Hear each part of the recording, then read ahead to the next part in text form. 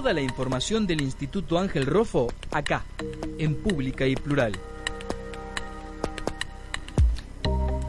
Bien, llegó el momento de compartir nuestros micrófonos con la gente del Instituto Ángel Roffo. Ustedes saben que tienen su columna semanal aquí en nuestro espacio. El 11 de junio fue el Día Mundial del Cáncer de Próstata. Si uno googlea, se encuentra con que justamente ese día se celebra con el objetivo de sensibilizar a la sociedad sobre esta enfermedad e informar de la importancia del diagnóstico precoz y de los recursos y posibilidades para su tratamiento. No siempre pasa esto, ¿no? A veces no detectamos a tiempo esta enfermedad y pasamos a padecerla de alguna manera. Justamente estamos ya en comunicación con la doctora Natalia Gandur Quiroga. Ella es magíster en oncología molecular. Muy buenas tardes, doctora Quiroga. Karina Colioca la saluda. Bienvenida a la radio de la universidad. ¿Cómo está usted? Muchas gracias por el llamado. Muy bien, muchas gracias. ¿Cómo se encuentran ustedes? Bien, muy bien. Muchísimas gracias, doctora, por estos minutos. Decía yo que el 11 de junio se celebró un nuevo 11 de junio, Día Mundial contra el Cáncer de Próstata, pero no siempre somos conscientes de la importancia de la prevención, ¿no? De la importancia de hacerse un chequeo y lamentablemente muchos pacientes llegan a de alguna manera sufrir el cáncer de próstata. ¿Cómo ve usted la situación actual de los pacientes con un cáncer de próstata avanzado? Te agradezco la pregunta. Sí, como bien dijiste, el 11 de junio se celebró el Día de la Concientización del Cáncer de Próstata. Perdón, doctora, ¿usted está con el altavoz? ¿Quizás está con manos libres? Estoy con el altavoz. Si lo puede cambiar, porque acá hace un eco que no se escucha y si podemos hablar directamente por teléfono, ¿puede ser? Bien, ahí me escuchan mejor. A ver ahora. Ahí me escuchan mejor. Sí, mucho mejor. Muchas gracias, porque se escuchaba un eco que nos impedía comprender bien lo que decía. Nos estaba contando entonces que el 11 de junio. Muy bien. Bien, sí, como bien dijiste, el día 11 de junio se celebró el Día de la Concientización del Cáncer de Próstata, lo cual no es menor, porque es la concientización del diagnóstico precoz. ¿Por qué digo que no es menor? Porque justamente, y así como en el resto de la enfermedad tumoral, ¿no?, diferentes sitios, es la ventana en la cual existe la mayor oportunidad para poder lograr ofrecer a los pacientes la detección temprana y así mejorar drásticamente lo que sí viene siendo la supervivencia. Y ahora sí, respondiendo un poco a la pregunta que me acabas de hacer en cuanto a lo que es la situación actual de los pacientes con cáncer de próstata avanzado, también es importante comunicar, ¿no?, a quienes nos estén escuchando, a la población en general, ¿no?, a los hombres que padecen esta enfermedad en estos estadios avanzados, que desde hace aproximadamente 20 años a esta parte hemos visto cambios dramáticos, positivos, ¿no?, en cuanto a lo que es el descubrimiento de nuevas bases moleculares que han llevado a diseñar drogas más específicas para esta enfermedad. Todo eso se ha traducido en que los pacientes alarguen su vida, los pacientes que padecen esta enfermedad, mejoren incluso su calidad de vida. Entonces, sobre todo los pacientes con cáncer de próstata resistentes a la castración, porque no existían demasiadas opciones, y ahora incluso estamos hablando actualmente de lo que es medicina de precisión, medicina basada en mutaciones génicas, como es en el cáncer de mama, el BRCA, también en el cáncer de próstata, ¿no es cierto?, el BRCA. Así que bueno, estamos en un escenario que es un escenario, la verdad que bastante promisorio para estos pacientes, ¿no? Sin dejar pero sin dejar de mencionar que la mejor ventana de oportunidad es, por supuesto, el diagnóstico precoz de la enfermedad, la detección temprana de la enfermedad. Ahora, doctora, ¿usted le adjudica al tipo de práctica que se debe llevar adelante para hacer una revisión de estas características el hecho de que los hombres, los pacientes, sean bastante reticentes a este chequeo de prevención? Hay una cuestión, sí, hay una cuestión, no sé si decirlo cultural, de comunicación, no sé exactamente a qué atribuirlo, pero bueno, esta es mi opinión, ¿no? Mi opinión y mi percepción, que tiene que ver con el difundir, con el desmitificar el examen, el primer examen y el examen, sobre todo el tema del tracto rectal y el de concurrir al urólogo de manera temprana, ¿no? Digo, cualquiera que se junte en una charla que va por ahí. Sí, digo, de cualquiera que se junte en una charla de una reunión, en un café, y salta el tema de que alguien tiene que hacerse algún chequeo prostático y todos los varones salen huyendo directamente por la ventana. Claro, porque hay también una cuestión, me parece que también, como te digo, ¿no? Una cuestión cultural, una cuestión de vicio en la comunicación o de mitificar el examen digital prostático. Claro. De alguna manera, y es un examen más, como es el examen, el autoexamen mamario en la mujer, o el chequeo el chequeo anual nuestro de Papa Nicolau, sí. ¿no? Me parece que podemos homologar una cosa con la otra, y ser un poco más flexibles y permisivos a la hora de verlo como un examen, que es un chequeo. Es un chequeo de salud. Que lleva, claro, y que lleva a la persona que lo hace a corroborar su bienestar, el bienestar de su salud, ¿no? Sí, recién dijo una palabra interesante que es comunicación, ¿no? Y digo, actualmente hoy cualquiera que googlee puede encontrarse con infinidad de información en la web sobre la enfermedad. ¿Los pacientes suelen llegar con algún tipo de información a la consulta? Y si es así, ¿hay alguna pregunta que sea recurrente? Cada vez más y viene este escenario, ¿no? En el escenario del paciente avanzado hay una pregunta que se hace recurrentemente, que es el tema del bloqueo hormonal, porque son pacientes que ya vienen con bloqueo hormonal. ¿Qué significa esto? Que se inhibe la testosterona para controlar la enfermedad. El inhibir la testosterona hace que los pacientes tengan una serie de eventos adversos que no son agradables, por supuesto, pero que son llevaderos de cuando se trabaja de manera multidisciplinaria, sobre todo, ¿no? Entonces, sí, hay una pregunta que es recurrente, y es el hecho de si pueden suspender la medicación, si deben suspender esa medicación, y no hay, son mínimos los datos que respaldan la interrupción de lo que llamamos nosotros, por ejemplo, el Leuprolide o la hormonoterapia, en el entorno de los pacientes, sobre todo los pacientes resistentes a la castración, ¿no? Resistentes a la castración, me estoy refiriendo a los pacientes que ya están en una enfermedad avanzada, que ya han hecho diferentes tratamientos hormonales y que tenemos que pasar a un tratamiento sistémico con quimioterapia, por ejemplo, o con alguna droga que nosotros llamamos target, que quiere decir que es una droga que va a actuar específicamente sobre algún receptor. Entonces lo que sí se ha visto es que los pacientes deben continuar con esta medicación. Incluso hay una cuestión, que es que los pacientes que ya tienen inhibida durante tanto tiempo la testosterona,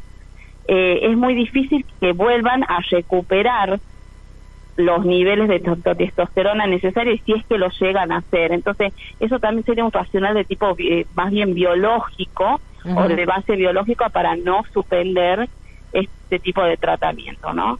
Sí. ¿Cuáles serían algunos de los efectos adversos más comunes y que más duelen a la hora de hacerse estos tratamiamientos? Y tienen que ver con la pérdida de la libido, tienen que ver con, por ejemplo, la ginecomastia, que a veces es dolorosa, el cansancio. También hay que tener una interrelación o una interacción importante con el cardiólogo, porque son pacientes que son propensos a elevar sus niveles de lípidos, de triglicéridos, y así aumentar su riesgo cardiovascular. Estamos hablando de los tratamientos prolongados. Pero aquí el punto en cuestión, y me parece que el quid de la cuestión, como se dice comúnmente, tiene que ver con el manejo multidisciplinario. Y cuando hablo de manejo multidisciplinario me refiero al manejo del oncólogo con el urólogo, con el radioterapeuta, con el cardiólogo, con el endocrinólogo, incluso ahora con las nuevas drogas en que estamos interaccionando hasta con el oftalmólogo. Y psicólogos también, me imagino, que, ¿no? Sí, con oncología, por supuesto, desde ya, la gente con la gente de cuidados paliativos también. La importancia, doctora, de charlar esto en la radio, porque cuando uno tiene esta enfermedad cerca, ¿no? Digo, uno concurre al oncólogo, el paciente concurre al oncólogo. Lo que no sabe es que si uno concurre al Instituto Ángel Roffo, tiene toda esta cantidad enorme de recursos humanos puestos a disposición, ¿no? La importancia de ir a un lugar donde efectivamente esta enfermedad sea tratada de manera múltiple, porque así debe serlo, ¿no? Porque es lógico. Yo le iba a preguntar cuáles eran los efectos tóxicos de las drogas para estos pacientes y usted se me adelantó contándolos, básicamente, ¿no? ¿Qué es lo que les pasa, ¿no? Porque por un lado uno intenta sanar, pero por el otro también hay partes del cuerpo que se desajustan. Exactamente. Bueno, aquí en el instituto, este es un instituto monovalente, o sea, ¿qué quiere decir esto? Vemos pacientes que tienen diagnóstico de cáncer y estamos divididos en lo que nosotros llamamos unidades funcionales. Cada una de ellas atiende un grupo de enfermedades. En el caso del equipo al que yo pertenezco, vemos los tumores genitourinarios, entre ellos el cáncer de próstata. Y también, pues como acá no solo hay oncólogos, sino solo hay cirujanos, también está el radioterapeuta, hay equipos de cuidados paliativos, psico-oncólogo, esta endocrinología, esta cardiología, neurología, así que hay todo un sistema de contención multidisciplinaria para el paciente oncológico. Así que yo creo que es un privilegio poder ver los pacientes desde este lugar y desde esta manera, ¿no? Doctora, a la hora de elegir un tratamiento, ¿qué factores debe tener en cuenta un paciente? Es decir, ¿lo elige el paciente o lo elige el doctor? Pues, digamos, la primera pregunta es esa, ¿quién elige? El médico, me parece, que es el que tiene que considerar diferentes factores, como por ejemplo, en qué momento el paciente dejó de ser hormonosensible para transformarse en hormonoresistente, cuánto tiempo fue hormonosensible, qué tratamientos hizo de manera previa, en qué estado funcional, qué quiere decir, en qué condición general se encuentra el paciente, qué comorbilidades. Cuando se habla de comorbilidades se habla si tiene enfermedad cardiovascular, si tiene enfermedad ósea, si tiene enfermedad respiratoria, qué síntomas tiene el paciente, qué cantidad de enfermedad tiene el paciente, que es lo que nosotros llamamos carga tumoral. También hablar con el paciente, por supuesto, tener una comunicación fluida con el paciente para saber qué preferencias tiene, porque muchas veces los pacientes no tienen alguna reticencia por ejemplo, con la medicación endovenosa. Ahora cada vez más hay medicaciones de tipo no endovenosas, orales, como te digo, drogas que tienen que ver con lo que llamamos nosotros medicina personalizada o medicina de precisión, que tienen que abogan a bloquear o a atacar directamente las mutaciones génicas que pueden llegar a tener el paciente, pero esto es una proporción pequeña de pacientes, ¿no? Y también tener en cuenta todo lo que es los factores del sistema de salud, ¿no? Disponibilidad, costo, acceso. Así que eso son múltiples áreas, ¿no es cierto? Claro. Médico, enfermedad, experiencia médica, paciente, preferencia del paciente, sistema, contexto. Entonces, esa síntesis que uno hace a la hora de decir, bueno, este tratamiento es mejor que este otro, no lo toma de manera, no la toma y esa decisión no la hace de manera única. Lo mejor es presentar como un comité, tener un ateneo multidisciplinario, hablar los pacientes de manera conjunta para que desde los diferentes ángulos se pueda tomar una decisión, porque nosotros nos basamos en guías, ¿no? Que nos basamos en guías que son guías internacionales, que se basan en la evidencia científica. Esas guías obviamente, por supuesto, nos orientan y son guías que nosotros seguimos, pero muchas veces en el mundo real, ¿no? En la consulta de mundo real, en la consulta individual, el paciente no cumple exactamente con los criterios para los cuales han sido diseñados los estudios que han aprobado una u otra droga. Entonces ahí está el hecho del criterio médico, el discutir el paciente, el sintetizar y el elegir adecuadamente qué es lo mejor para ese paciente en ese momento. Uh-huh. Es todo un trabajo, por lo que me está contando, realmente no es algo tan sencillo ni tan simple de llevar adelante. Queremos conocer más sobre el cáncer de próstata, doctora, porque ya de por sí la palabra cáncer es bastante impronunciable en general, y el cáncer de próstata sobre todo es uno de los más agresivos para los hombres. ¿Es hereditario? Hay una pequeña proporción del cáncer de próstata que sí es hereditaria. De hecho, se hacen determinaciones, análisis familiares. Uh-huh. Hay toda una especialidad que tiene que ver con cáncer hereditario, con consultas a nivel especialistas en genómica, especialistas en medicina orientada a la enfermedad hereditaria, ¿sí? Sí. Así que sí, es hereditario en una baja proporción, pero sí, pero está presente. No todos. Tenemos que tener en cuenta que el cáncer de próstata, como el cáncer de mama, son la enfermedad más frecuente, oncológica más frecuente en el hombre y en la mujer, respectivamente. ¿Qué los despierta? No el 100% de los pacientes.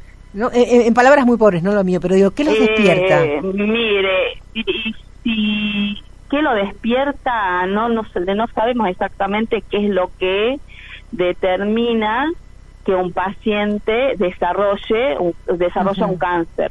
Lo que sí sabemos exactamente que no, sí sabemos que existen factores de riesgo que hacen, por ejemplo, ¿no? Factores de riesgo como por ejemplo el tabaco, ¿no? Entonces ¿qué factores de agresivos externos, por ejemplo, ¿no? ¿Qué es lo que hacen? Nosotros alteran de manera constante a las células normales hasta que esas células producen las mutaciones suficientes como para desarrollar la enfermedad oncológica, pero no siempre esa regla se cumple. O sea, ¿qué es lo que hay de base que hace que un paciente desarrolle exactamente tal o cual tipo de cáncer? Podemos hablar de factores de riesgo, pero no unificar o simplificar en una única causa la enfermedad oncológica. Bien. Doctora, para ir finalizando esta entrevista, porque yo me podría quedar toda la tarde preguntándole, pero me gustaría que nos diera brevemente sus conclusiones y que nos ayudara a invitar a todos nuestros oyentes a que se hagan el chequeo anual.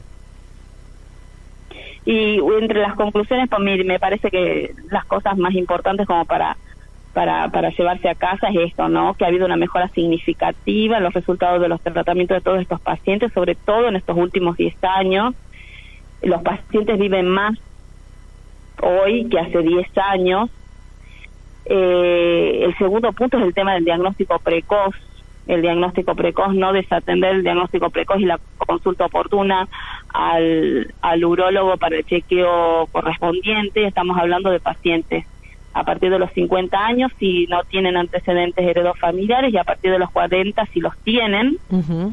Y ahí un poco respondiendo a la pregunta anterior. Y en continuidad al aspecto que estábamos hablando recién, como uno conoce, como actualmente se van conociendo, ¿no? De a poco las diferentes bases moleculares, los diferentes mecanismos moleculares, se está tornando esta enfermedad a lo que nosotros llamamos medicina personalizada, medicina de precisión. Así que hay nuevas drogas que apuntan de manera más específica para combatir esta enfermedad con resultados, la verdad, que muy muy promisorios, estamos viviendo en esa era actualmente. Y en cuanto a los elementos tóxicos, muy importante esto, ¿no? La interacción con las otras especialidades, como mencionamos recién. Uh-huh. Doctora, yo le agradezco un montón estos minutos que se ha tomado y que nos ha brindado aquí a la radio de la Universidad de Buenos Aires. Decirle, por supuesto, que los micrófonos están abiertos para todo lo que quieran visibilizar desde el instituto. Y nada, muchísimas gracias. Ha sido un gusto. No, por favor, un gusto y muchísimas gracias a ustedes. Que tengan muy buenas tardes.